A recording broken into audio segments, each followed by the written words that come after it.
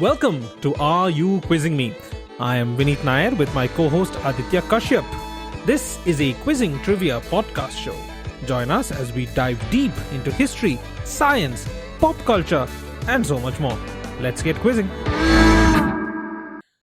And we're back for episode number 92 of Are You Quizzing Me? Your favorite quizzing and trivia podcast show. Aditya and I are back for another round of quizzing. And as usual, let's start off this episode with the audience question for today. This is a question that I ask at the beginning of the episode and the answer to which I reveal at the end of it. The audience question for today is quite simple and is right up Aditya's alley. It's a listicle. Connect the following countries: Vatican City, Andorra, Monaco, San Marino, and Liechtenstein. Let me repeat. Connect the following countries: Vatican City, Andorra, Monaco, San Marino, Liechtenstein. And this is an exhaustive list, so I want you to connect what's common with all of these, and I will answer this question at the end of today's episode. I'd now like to start off today's episode with a question from me, which I have been just dying to ask Aditya. X in international law is a territory, such as a border area or a state, in or over which multiple sovereign powers formally agree to exercise their rights jointly without dividing it into national zones. Although an X has always been recognized as a theoretical possibility, they have been rare in practice. A major problem, and the reason so few have existed, is the difficulty of ensuring cooperation between the sovereign powers. Once the understanding fails, the status is likely to become untenable. One example of this is Pheasant Island, where France and Spain share rights over every alternate 6 months. So 6 months over that area, France has rights, and over the next 6 months, it is Spain. Most people, however, have heard of X as a type of dwelling ownership. I want you to identify X. So, X has something to do with the international treaty on shared territories? Yes, it's a shared territory. The word X is basically a part of international law depicting a territory over which multiple sovereign powers formally agree to exercise their rights jointly. So it's not like divided into from this part it's Spain and from this part it's France. So that entire area will be jointly ruled by France and Spain using some form of agreement. Oh, interesting. This is just an example. So Pheasant Island is the example I gave. But X is the term that's used for that kind of land where you have this kind of arrangement. The thing is, most people, like most ordinary people, would have heard of X as a type of dwelling ownership. Dwelling ownership. Squatting rights, something along those lines? Good guess, but no. Dwelling ownership, that's very interesting. Some renter's agreement, or is it something like that? It's a very specific word. It's a single word. That's my clue. Okay, it's a one-word thing. Specific word. I mean, I imagine it's going to be specific enough anyways. And my additional clue is this dwelling ownership is more common in the US. That type of dwelling ownership is very common around the world. But this particular word for it is more commonly used in the US and other Western countries. Okay. Primarily English-speaking countries, many of them use this particular word for it. Dwelling ownership is a very interesting phrasing because... Yeah, I had to think about how to phrase that.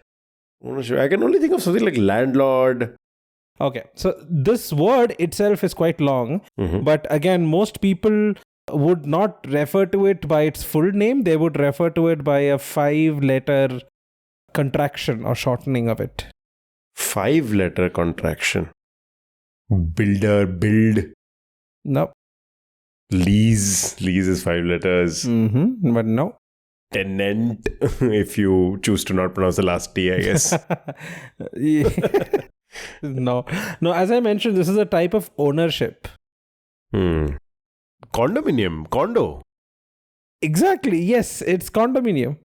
That's the name for a territory that is jointly ruled. Yes. Wow. So a condominium in international law is a territory over which more than one country has rights, and they agree, instead of dividing it, they agree to, okay, let's keep it whole and let's both have rights over it. Dominion. Is that how it comes? Yeah, it's same root. Together the dominion. Yeah. That makes sense. I think it's from there. That's the root. But condominium is the term also for a type of dwelling ownership where you outright own the flat. If you're leasing out the flat, you'd say you're in an apartment. And if you own the flat, then it's a condo. So what happens is many times the real estate company will be like, okay, we want to go condo. Which means that instead of just leasing it out, they want to sell it outright to individual owners. Oh, that's kind of cool. Condo is something I only encountered, the word at least, encountered only when I moved to Singapore. And I guess that's the distinction, because condos are owned by, perhaps each flat is owned by individuals, whereas HDB, which is the housing given by the government, that's leased out for 99 years. That's interesting. Okay. I did not know that the condominium word actually has a connotation of ownership and not just another word for apartment. Okay. Yeah. Fun. Honestly, even I thought it was a different type of apartment. Maybe if you make one of those flashy Miami kind of apartments that you see on TV all the time, I thought, oh, maybe that's a condo. And like a friend style flat is like an apartment. I don't know, for some reason, I always thought it was something like that. That when somebody's going condo, it means like, oh, they're going to go flashy. They're going to upgrade the place and make it more expensive. Very interesting. I did not know this. Cool. So, take the baton, Aditya. I like how this baton thing has become a regular segue now. Yes, so now that's something I have to give credit. I have been using that on the podcast, but I've used it in my real life also. And I have to give credit to the show Psych. Oh. Because there's a very iconic scene in that when they're revealing how the crime was committed. Mm-hmm. Burton Custer picks it up and James Roday's character, Sean Spencer, just goes, yes, take the baton. And I was like, oh, that's just amazing. Okay. I like it.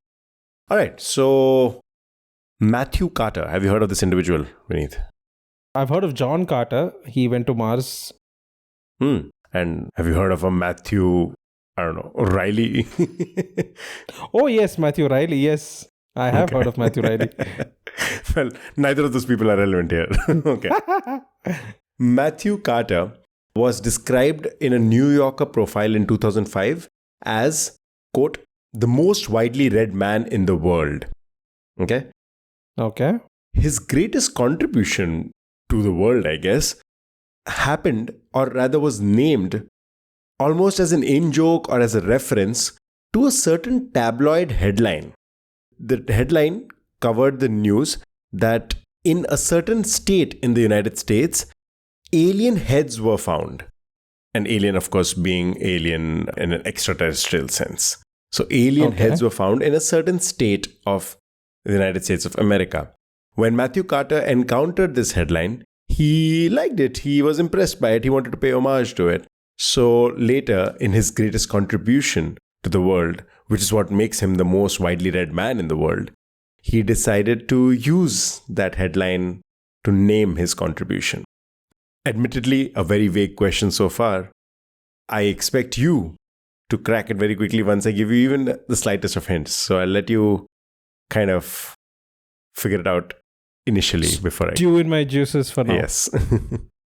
No, so I have to clarify one thing. So when you say the most widely read man in the world, are you implying that he has read more than anybody else?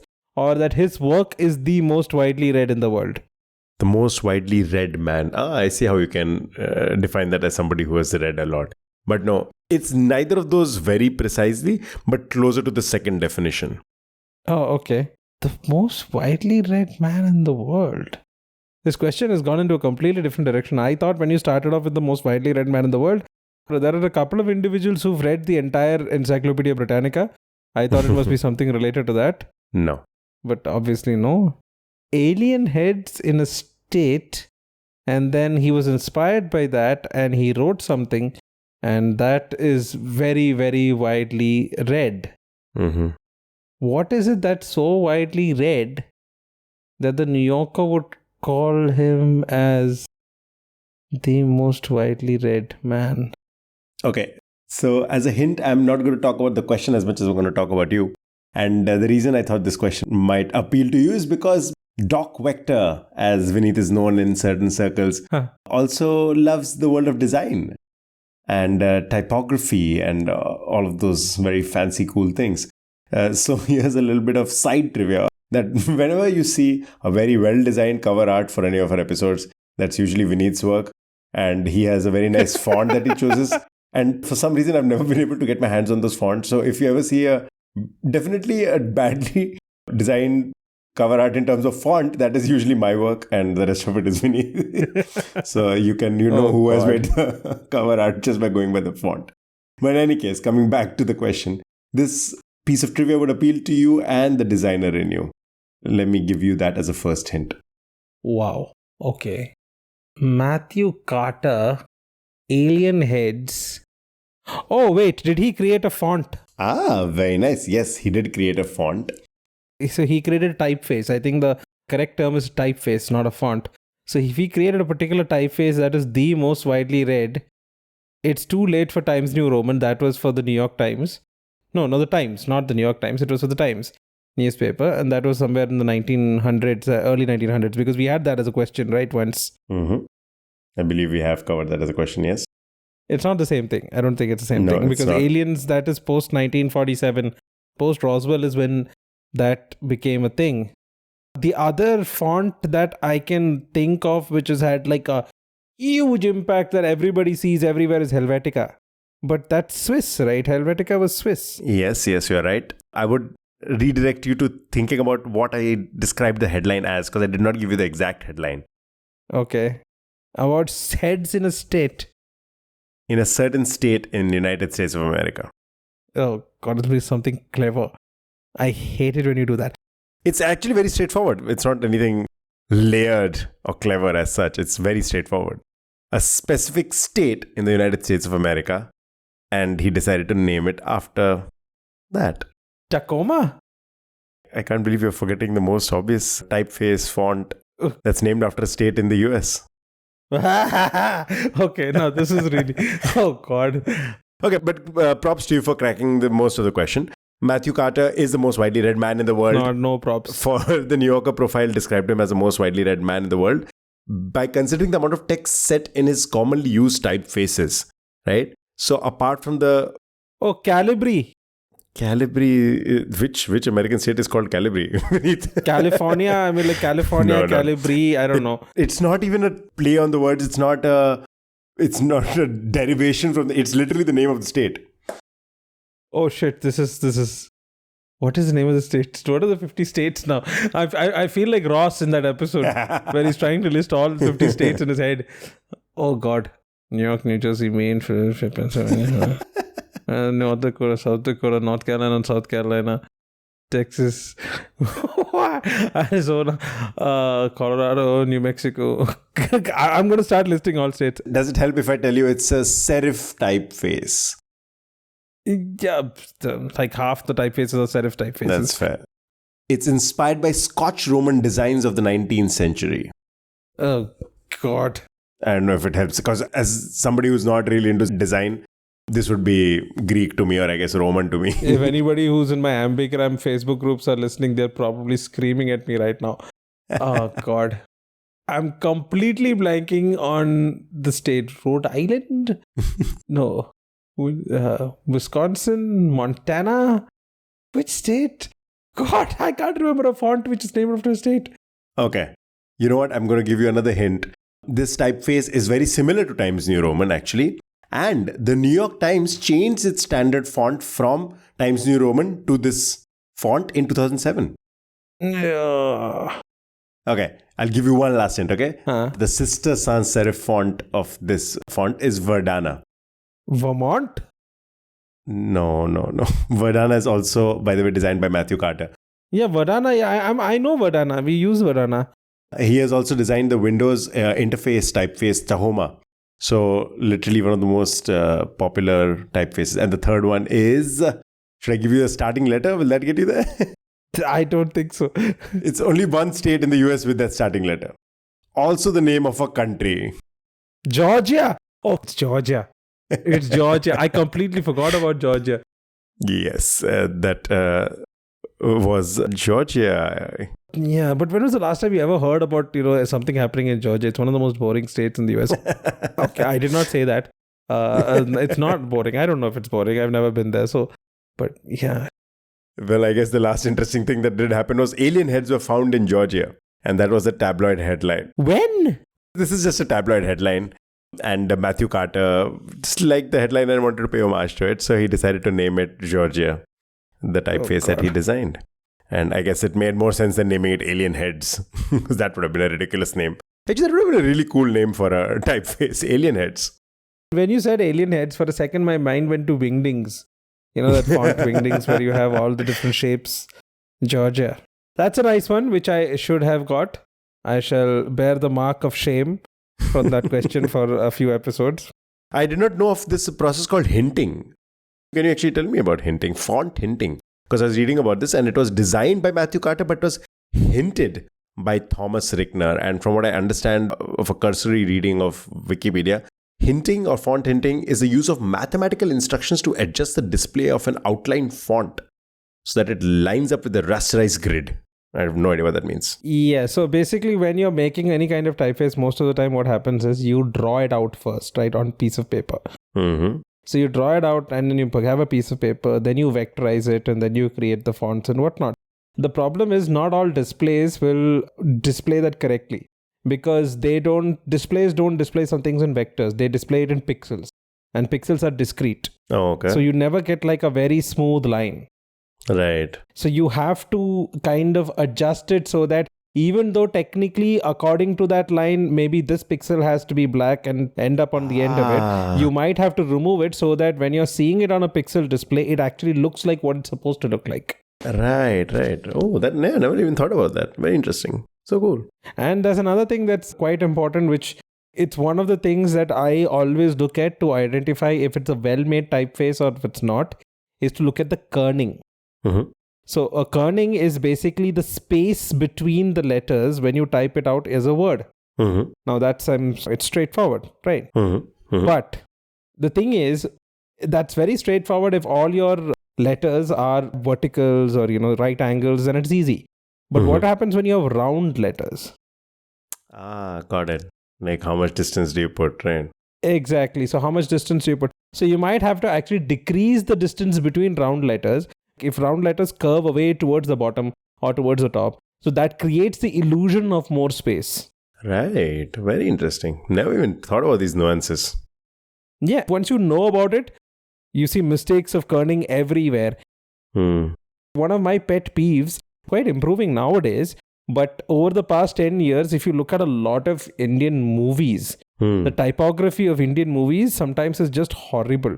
Like the movie may be great, but they would have spent zero time on the typography of the opening credits or whatever. So it's just a pet peeve of mine. Since you mentioned movies and you mentioned typeface, I have to plug in the amazing Saturday Night Live sketch where Ryan Gosling is ranting about how Avatar, one of the most expensive films, highly lauded when it came out and celebrated very rightly so for its breakthroughs in filmmaking and whatnot, used for its font Papyrus. Okay. So they made one many years ago, and recently in 2024 they released a second part to that, and it's hilarious. Okay. The number of jokes, and I guess for somebody like me who barely knows enough about typefaces and design, even I got some of those in jokes, but for you probably that'll be a lot more rewarding. So it's just really funny. So the first sketch came out in 2017 in Saturday Night Live, and then in 2024 Ryan Gosling did the second part of the sketch. And he commits to it. He commits to it like nobody's business. It is so cute. Ryan Gosling is underused as a comedian. Oh, yes. Such phenomenal comic timing. Really, really funny. Yeah. Just as an example of that, go watch Papyrus from SNL back in 2017 and Papyrus 2 that released earlier this year in 2024. Both of these making fun of the fact that Avatar, one of the most expensive movies ever made, used Papyrus as its font. Okay. I wouldn't blame James Cameron for thinking of Papyrus. When you also consider the fact, I'll tell you a number of logos, right? Just imagine them in your head. The logo for 3M, Motorola, Okay. Nestle, Toyota, Kawasaki, Caterpillar, Harley Davidson, Blaupunkt, Olympus, North Face, Skype, American Airlines, Oral-B, GM, Jeep, Lufthansa, Mattel, Microsoft, Energizer, JCPenney, BMW, Bell Atlantic, Scotch, Post-it, Panasonic, and this is not even an exhaustive list. All of these use the same font. Oh, no way. You're kidding me. No, I'm not. I'm not even kidding. All of these use Helvetica. Wow. All these use different versions of Helvetica. Okay. Wow, very interesting. Yeah. Toyota and BMW literally have used the same font. Yeah, that's very surprising. Okay. That was one of the longest segues we have ever had. And hopefully that has eclipsed my shame. But let's move on from typefaces to something that we use typefaces for. So Ernest Dowson lived in London, worked at his parents' dry docking business, and was a member of the Rhymers Club with Yeats and Symonds, W.B. Yeats, famous poet.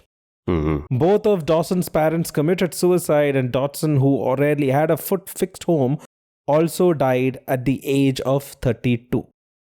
Now, he was a poet, and his poems trace the sorrow of unrequited love.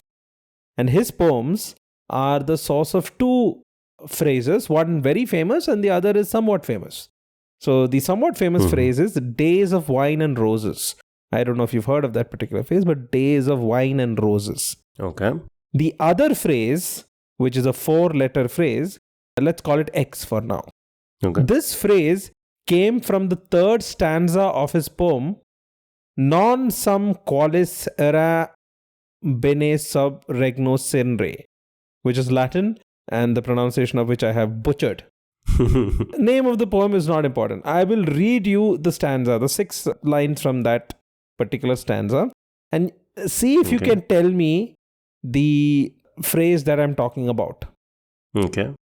I have forgot much, Sainara, followed by the phrase, flung roses righteously with the throng, dancing to put thy pale lost lilies out of mind, but I was desolate and sick of an old passion. Yea, all the time, because the dance was long, I have been faithful to thee, Sainara, in my fashion. Which phrase are we talking about? What? That was the entire thing? So the phrase is from the first line, which goes, I have forgot much, Sainara, blank, blank, blank, blank. Flung roses righteously with the throng, dancing to put thy pale lost lilies out of mind. But I was desolate and sick of an old passion. Yea, all the time, because the dance was long, I have been faithful to thee, Sainara, in my fashion. Okay. So, blank, blank, blank, blank. 4 blanks is what you said. So, the phrase is 4 words long? Yes. What's the relevance of this phrase again? It's very, very famous. Practically everybody in the Western world probably has heard this phrase at one point or the other. Like it's a proverb or something that's used very commonly?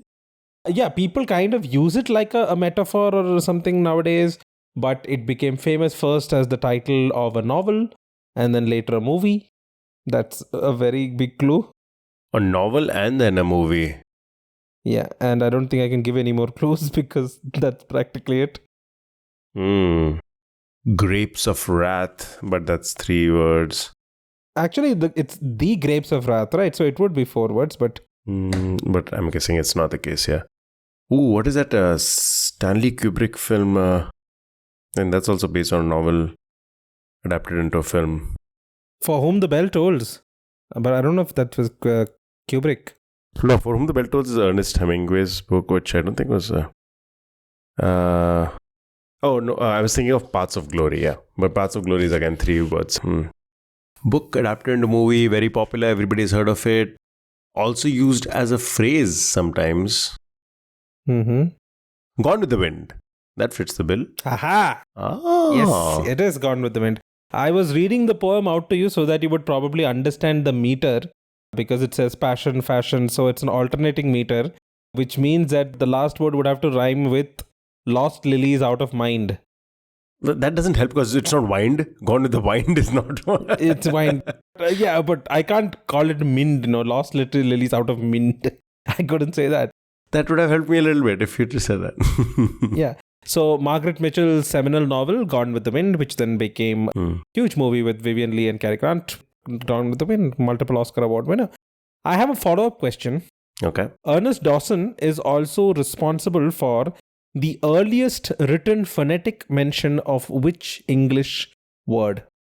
I don't even know what that means. What does a phonetic mention mean? So basically writing the word down like it's supposed to be pronounced. Oh, okay. And this is according to the Oxford English Dictionary. Oh, interesting. Does it have something to do with the movie business, something to do with Gone with the Wind? No, nothing to do with that. Nothing to do with that. Okay. I need some clue then, I guess. Ernest Dowson, as I mentioned, was English. But today, nobody English uses this word. It's usually the Americans who use this version of the word. Oh, that's a very long list. You got chips and crisps and pavements and sidewalk and... But the thing is, when you're talking about a crisp, the British still use the word crisp in some fashion or the other. Yeah, you're very close. I'll give you one more clue. It's sport related. Oh, football, soccer. Yes. So Ernest Dowson was applied the earliest written mention of the word soccer. So like association football, that's where the etymology of that comes from. Was how you associate society, soccer. Okay. So according to the Oxford Dictionary, he wrote a letter on 21st February 1889 in response to an invitation to watch the varsity football match, saying, I absolutely decline to see soccer, SOCCA apostrophe, matches, but will matinize with you whither you list. Which literally means there is no way I'll go to the football, but we'll meet you on Saturday morning somewhere else. This indicated that the word was in verbal use at the time, but not normally written down. Okay. That's kind of cool. Okay. I love these cross-cultural... I'm trying to find a segue. You're struggling with the segue. No, I'm going to get there. Let's move on. One more shot. I love how countries use different cultural... what's that word? The word is going to kill me. Okay, no, whatever. Appropriation? It's basically, appropriation. You know what? Yeah, appropriation is not the worst word. I don't know. I feel like I'm going to get cancelled. Anyways, so how countries just adapt things from each other and then bring it into their own culture. Yeah, let's use that. Yeah. And that brings me to my next question. But there's something, okay, I literally just have to say this. I'm very sorry. But there is this thing, I heard it somewhere. Apparently, pre the 1900s, like in the mid 1800s and all, Americans and the British or the English sounded roughly the same. Okay, yeah, I've heard this. Yeah, the current English accent that we have is actually something called as received pronunciation, which was made for, I think, the BBC, so that it would be properly heard and understood and whatnot.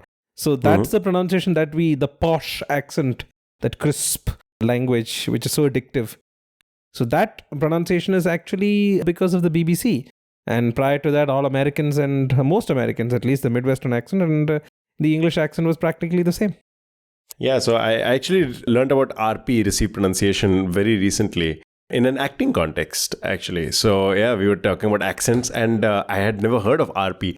Somebody in the class asked the teacher about the English accent and the teacher was like, what English accent are you talking about? There are hundreds of them across the country. And then she pointed out that maybe most of us refer to the RP as English accent because that is the one that is most commonly popularized by English media.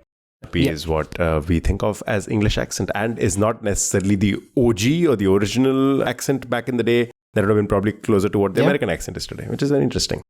Yes. Lovely. So these cultures that travel across countries. And that brings me to my question. In the World Indoor Championships in 2018, Muriel Ahour, I might be mispronouncing this athlete's name, but let's spell it out. Murielle Ahoure. She's an African athlete. Muriel Ahour won a gold in the women's 60 meter. So, since we were talking about culture being transmitted between countries, this question has, in a roundabout way, something to do with that. We are going back to 2018. And in 2018, there were the World Indoor Championships. Muriel Ahor, and I might be mispronouncing the name, so I'm just going to spell it out. Muriellallaeahoure. Muriel Ahor is an African athlete, and she won a gold in the women's 60 meters. However, later, when she was trying to celebrate, like immediately post the win, as athletes do, they celebrate their gold. In her celebration, she had to resort to some sort of makeshift celebration, let's say. She had to improvise because something was not available at hand. And going back to the segue, actually, there was a little bit of a cultural crossover with another country. What was missing in Muriel Ahor's celebration that she had to improvise upon? Okay, so I'm going to guess that her country's flag wasn't there, and she used some other country's flag because there was similar, and she kind of turned it around or did something. Hot damn, Vineet, hot damn. That's making up for the previous question in leaps and bounds, because that was such a quick crack. I tried to make it very vague. So yeah, very, very impressive. But do you want to take a guess as to which country? So I mentioned she's an African athlete. Oh. And she used a European flag to improvise. Oh, okay. African athlete, European flag. Wow. Nothing comes to mind immediately. But then I'm not Sheldon Cooper. So I think that can be excused. Not the most proficient with vexillology? Vexology? What is that? Vexillology. Vexillology. I can't even pronounce it right. Okay, I'm thinking of maybe Belgium. Okay, you know what? I'll give you one of the countries and I'll let you guess the second one. Tell me, which one do you want? Do you want the African country and you want to tell me the European country, or do you want the European country and you're going to tell me the African? I have to know the flags of either. I don't know either. It doesn't make any difference to me. Give me the African one. Let me see if I can get from that. Ooh, I thought you'd go with the European, but I'll give you the African one. It's Ivory Coast. Côte d'Ivoire. Yeah. Then I would say France. No, Ivory Coast is actually, the colors are much closer to India. Oh, then Ireland. Hey, that's the one. Yes. Actually, I should have just given you India as a hint. Yes, it is the orange, white and green. In this case, they are vertical instead of the Indian flag being horizontal. And for Ivory Coast and Ireland, they just happen to be mirror images of each other.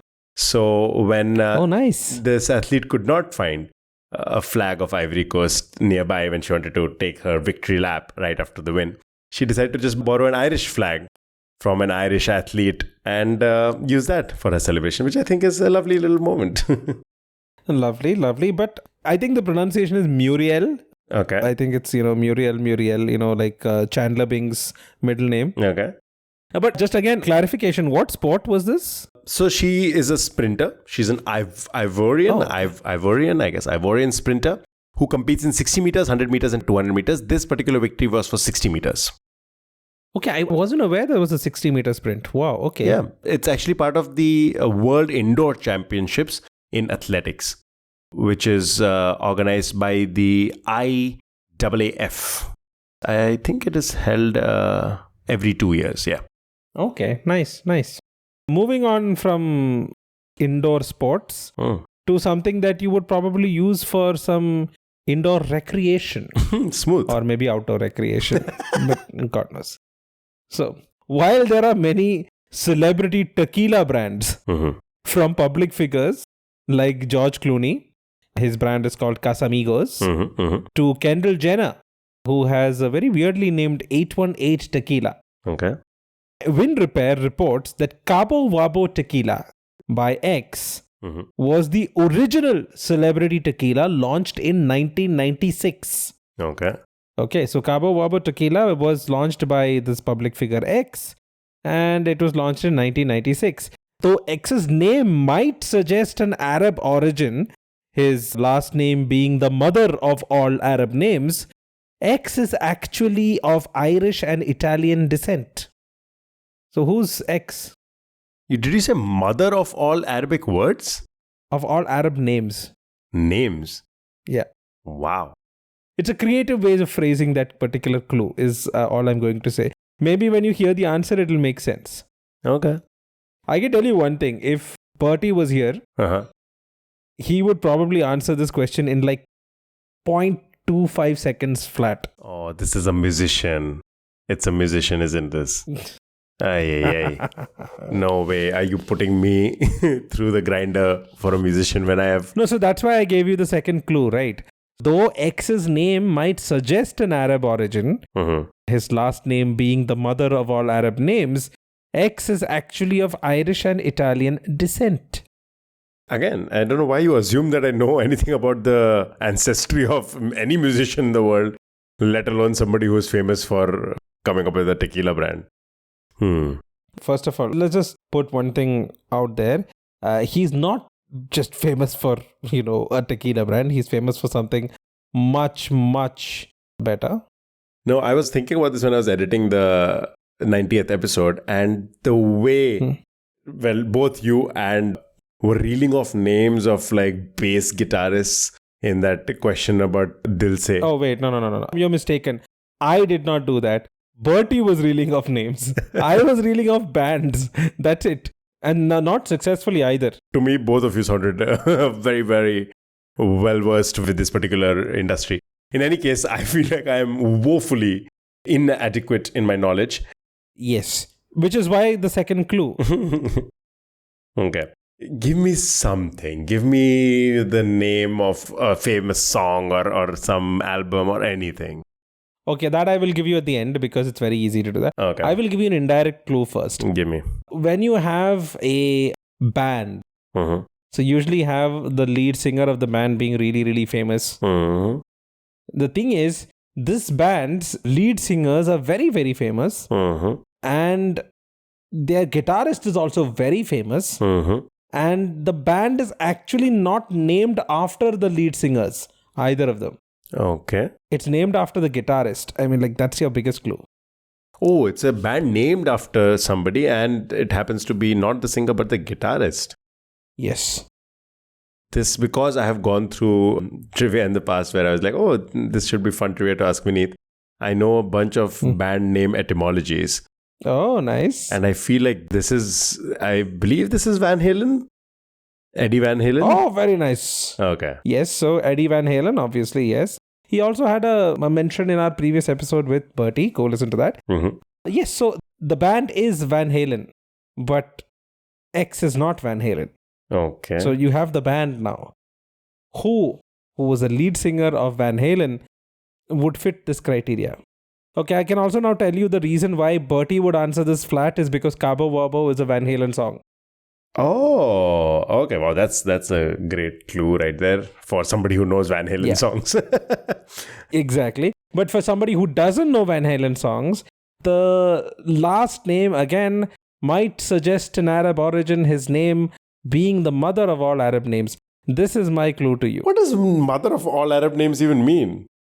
Oh, yeah. I've mentioned this, I think, on the podcast, maybe a year back. I think this was in our first few episodes or something like that. But think of the mother of all Arabs. I don't even know what that phrase means. The mother of all Arabs, like, is it a metaphor for, I don't know, the Bedouin culture, the Arabic culture? Like, I don't know what it means. No, okay.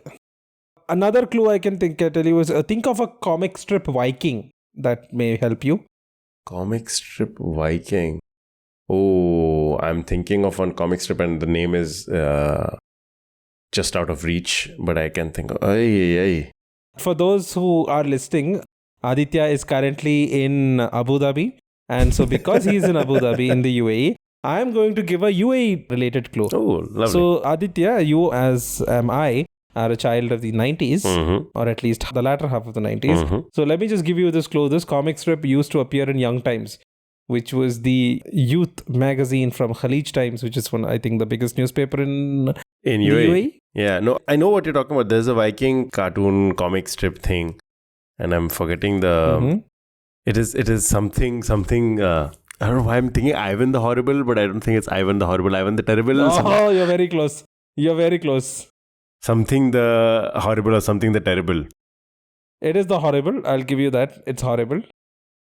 Harold the Horrible? Harold? No. No. Oh man, okay, put me out of my misery. Is it? I don't know what it is. Okay, so it's Hagar the Horrible. Oh, is it the name of the guy? Sammy Hagar. Yes.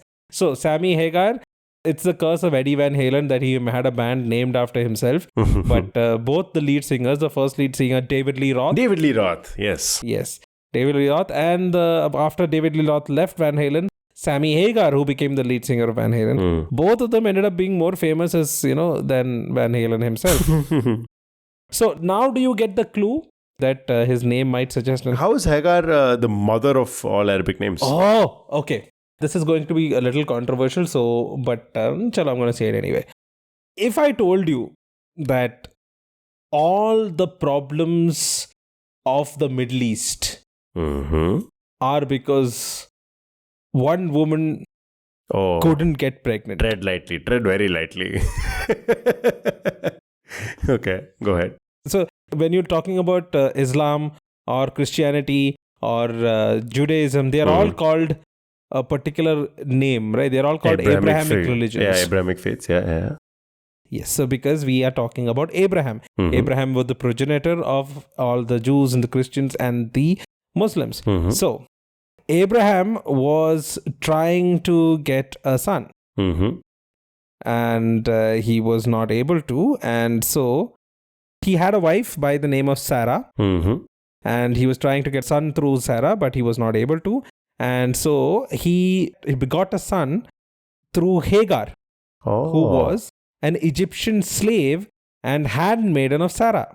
Okay. So when Sarah couldn't have a child, she gave Hagar to Abraham to bear a child. I see. Okay. So Abraham's firstborn son, through Hagar, Ishmael, became the progenitor of the Ishmaelites, generally taken to be the Arabs. Wow, okay. And then later, when he had a son through Sarah, that particular line is believed to have given birth to the Jews. Which is Isaac.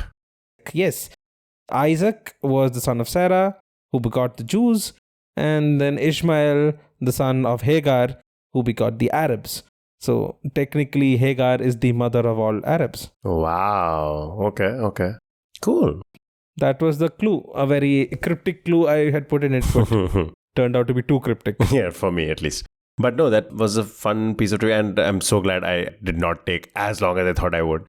Van Halen got me there quicker than I would have imagined otherwise. Okay, great. All right. So since you took us on a little bit of a historical tour and tried to narrow it down to the problems of Middle East today, I'm going to bring it home and talk about the problems of India and something that has been used to sort of curb or fight this specific problem.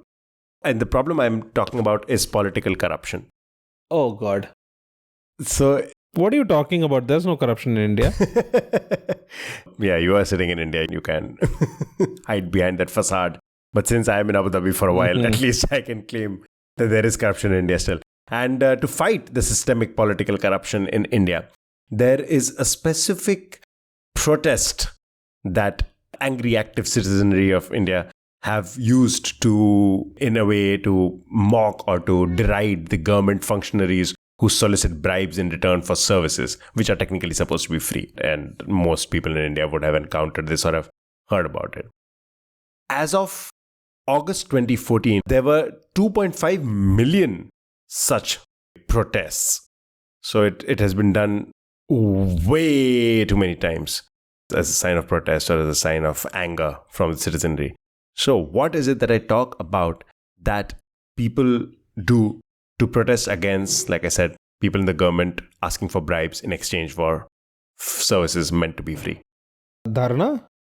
Okay, so this is a very vague question to begin with. So let me be a little bit more specific. In 2007, a non-profit organization known as Fifth Pillar created this as a means for Indians to register their refusal to participate in bribery. Oh, wait, these are fake notes. Ooh, very, very good. Very, very close. Almost there. Can you be a little bit more specific? I remember reading about this somewhere. These are like fake notes, right? The fake banknotes that you give them instead of real banknotes or something like that, right? I can remember the fake note part. I can't pass the rest of it from my memory. Do you know what that note said or what was on the note specifically. That's what I'm looking for. Oh, okay. Yeah, that. No, I can't remember that. What do you think was the denomination of this note? 420. That would be a great one as well. But no, okay, I'll give it to you. You pretty much cracked it. It's a 0 rupee note. Oh, okay. Nice. And it is very closely designed to look like the 50 rupee note. But obviously it says 0 rupees on it. And it has some interesting phrases on it as well. In Hindi, it says Bhrishtachar khatam karo or eliminate corruption at all levels. Yeah. I promise to neither accept nor give bribes is also written at the bottom. On the side, it says fifth pillar. Nice. Obviously, it says 0 rupees on it. And looks slightly similar to 50 rupees, but it is meant to be obviously a protest note. And the president of Fifth Pillar, Vijay Anand, had expressed satisfaction with the program's efficiency, talking about how once an auto rickshaw driver was pulled over by a policeman in the middle of the night and obviously was soliciting a bribe. This man gave him a 0 rupee note in exchange and was let off. I guess the policeman liked his bravado or his chutzpah in pulling off a move like that. It's pretty cool. And as of 2014, which is also when I think, or around there when the old 50 rupee note started to be phased out, 2.5 million notes had been distributed. So since 2007, when the inception happened, all the way to 2014, there were 2.5 million notes being used across the country. So yeah, a 0 rupee bank note. Nice. Google it. It's a little clever piece of protest. Okay, very nice. That was a great question. That's, I think, all the time we have for our regular quizzing for today's episode. Let's start winding up by answering the audience question. So the audience question for today was, connect the following countries: Vatican City, Andorra, Monaco, San Marino, and Liechtenstein. What is this an exhaustive list of, Aditya? Countries which have the same capital. I mean, the name of the capital is the name of the country as well in Europe. No, this is not the exhaustive list of that. And I don't think Andorra is in Europe. Andorra is in Europe. Oh, it is in Europe. Sorry. And Andorra la Vella is the name of the capital. San Marino also is the name of San Marino's capital. Liechtenstein? Oh, you're right. Liechtenstein is not. Liechtenstein is Varus. Oh, I'm thinking Luxembourg. Luxembourg's capital is Luxembourg, right? So, any other ideas? Liechtenstein, San Marino, Andorra. What else? Vatican City, right? Vatican City. Is that it? Yeah, that's it. Is it something to do with flags? It's nothing to do with flags. I would suggest that you focus on Vatican City and think about what it does not have. Women? No, there are women in Vatican City. No, actually, the citizenry of Vatican is entirely male. There are no female citizens of Vatican City. But anyways. Okay, maybe not citizens, but I'm guessing there definitely are nuns. I'm also not too sure, but I remember watching a video about this a while back. But anyways, coming back to this, Andorra, Liechtenstein, Monaco, Vatican City. No idea. No? Okay, so I will give you the answer. These are the only countries with no airports. I was just gonna say an airport. Oh man, okay. All right. Interesting. Yeah. Wow. So these are the only countries with no airports. Everywhere else you find an airport. Not including helipads or heliports in this. I'm talking about full airports with runways. These are the only countries in the world with no airports. Yeah, so that's it. Okay, before we wrap up, what's your pop culture recommendation for this week, Aditya? Okay, since that came up earlier, I'm just going to recommend it again. Ryan Gosling's SNL sketches for sure, especially the ones about Papyrus. But I'm just going to do some Ryan Gosling movies because a lovely actor. It's work I've always enjoyed. So I'm going to start with Blue Valentine. Blue Valentine. Oh, you're starting off with the most depressing one on the list. Yes, it is depressing, but it's a great movie. First Man, something which I don't think got as much recognition as it should have. So First Man was good. A little long, but not bad. Drive. I think we mentioned it in one of our trivias where we talked about a protagonist with no name. One of those, yes. Yeah. I really enjoyed Crazy Stupid Love. That's one of my favorite Ryan Gosling movies. And Steve Carell movies. Yes. Yeah, absolutely. And the combination of Emma Stone and Ryan Gosling obviously brings me to La La Land as well. So check out La La Land. Classic. And the last one I'm going to recommend, which for some reason not a lot of people have seen, is The Ides of March. I think it's a great movie. Worth checking out. I have seen The Ides of March. Oh, how can I forget? The Big Short as well. Yes. I want to add on to this because Aditya picked up all of Ryan Gosling's most highbrow movies. Mm-hmm. These are like his very well-reviewed highbrow movies. I'm going to go a little more massy. One of my favorite Ryan Gosling movies is The Nice Guys, which is a Shane Black written directorial movie. Fantastic. If you love Kiss Kiss Bang Bang, starring Robert Downey Jr., then you'll definitely love The Nice Guys. It's like a buddy comedy with him and Russell Crowe. Fantastic. Mm-hmm. He's also there in The Fall Guy, which I found was a very fun movie. His latest film, The Fall Guy. Mm-hmm. I also want to give a shout out to Blade Runner 2049. Oh, wow. What a great movie. How did I miss that? Yes, obviously. Yes, Blade Runner. And a movie that many of you may not have seen, strongly recommending, is a movie called Fracture. Oh, yes. Fracture is a crime thriller starring Anthony Hopkins and Ryan Gosling. It is a very, very good movie that you really have to watch. And I am on tenterhooks for Ryan Gosling's next movie, which is coming out in a couple of years, because I've recommended the book on which it's based, I think very early on in our podcast. And I'm a big fan of it, of this book by Andy Weir called Project Hail Mary. Mm-hmm. I've mentioned it in our podcast. I've recommended it to God knows how many people. It's one of the most fun science fiction books I have read. It's just fantastic. So Project Hail Mary is also one of the Ryan Gosling's movies, which is coming out, I think, in a couple of years. So that's adding on to Aditya's list of pop culture recommendations. I would also now add one of my own, which is there's a series which has come out recently called Citadel, Honey Bunny. It's part of the Citadel universe by the Russo brothers, and it stars Samantha Ruth Prabhu and Varun Dhawan, and it's pretty fun. It's bingeable. It's not that long. Frankly, it doesn't do a lot of world building, and it seems like a very claustrophobic world, which is one of the complaints I have with the entries into the Citadel universe.